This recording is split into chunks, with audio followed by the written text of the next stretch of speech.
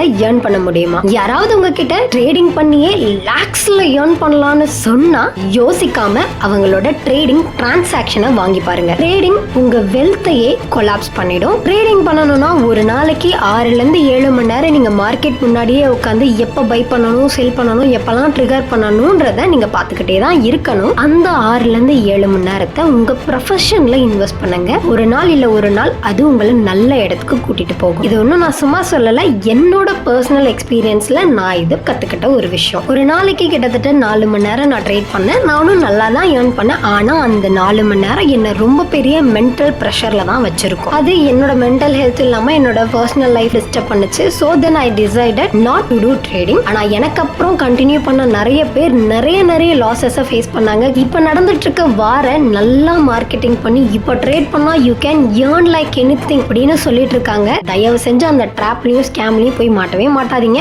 Market எப்படி fluctuate ஆகுனே தெரியாது. So trading பண்ணி லைஃபை தொலைச்சிடாதீங்க. ட்ரேடிங்ல வாழ்ந்தவனை விட போனவன் தான் அதிகம். இந்த மாதிரி கோல்ட் அண்ட் ஸ்டாக்ஸ் பத்தின அப்டேட்ஸ்க்கு சப்ஸ்கிரைபும் பண்ணிக்கோங்க.